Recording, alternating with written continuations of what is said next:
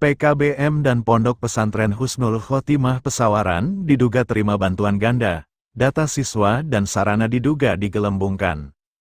Pesawaran, sebuah dugaan penyimpangan pengelolaan dana dan data pendidikan mencuat di PKBM Husnul Khotimah yang berlokasi di Desa Negeri Sakti, Kecamatan Gedong Tataan, Kabupaten Pesawaran, Lampung.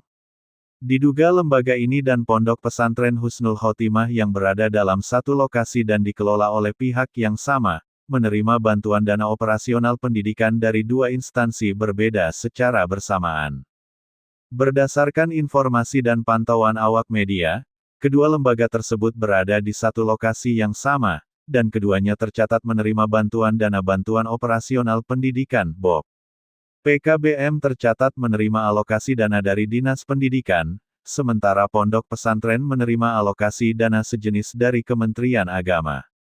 Kedua lembaga ini dikelola di bawah naungan yayasan yang sama, dengan Pak Mahyudin tercatat sebagai Ketua Yayasan sekaligus Kepala Sekolah PKBM pada data Dapodik. Dalam data yang tertera di Dapodik, tercatat terdapat sebanyak 301 orang siswa, 12 ruang belajar, 2 ruang bangunan penunjang sehingga total menjadi 14 ruang, serta tercatat ada 16 rombongan belajar. Namun ketika dilakukan pengecekan langsung di lokasi, kondisi di lapangan sangat jauh berbeda.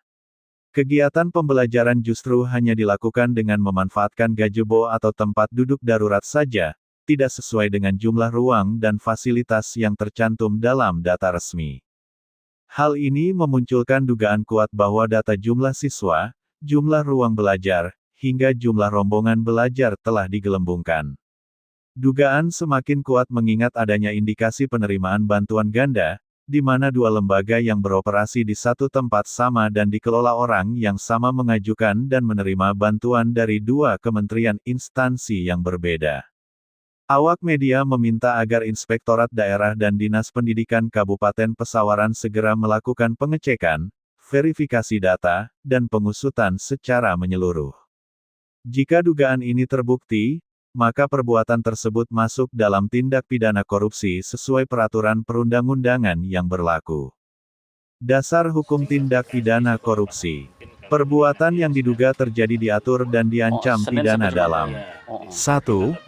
Undang-Undang Nomor 31 Tahun 1999 tentang Pemberantasan Tindak Pidana Korupsi sebagaimana telah diubah dengan Undang-Undang Nomor 20 Tahun 2001, khususnya Pasal 2 Ayat 1, setiap orang yang secara melawan hukum melakukan perbuatan memperkaya diri sendiri atau orang lain, atau suatu korporasi yang dapat merugikan keuangan negara atau perekonomian negara, dipidana dengan penjara seumur hidup atau penjara dalam waktu paling singkat 4 tahun dan paling lama 20 tahun, serta denda paling sedikit 200 juta rupiah, dan paling banyak 1 miliar rupiah.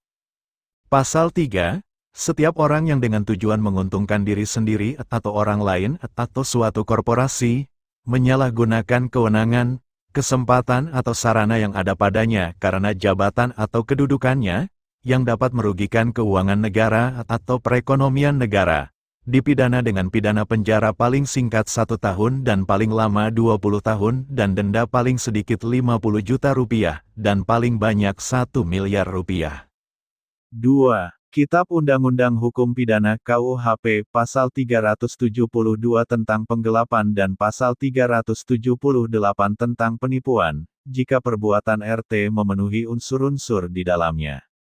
Sampai berita ini diturunkan, belum ada tanggapan resmi dari pihak yayasan maupun instansi terkait dugaan penyimpangan dan penerimaan dana ganda tersebut. Awak media berharap agar aparat penegak hukum dan pengawasan segera bertindak untuk mengungkap kebenaran dan memulihkan kerugian negara jika terbukti ada penyimpangan. Sekian laporan tim Batavia iNews, Rido Sitorus melaporkan.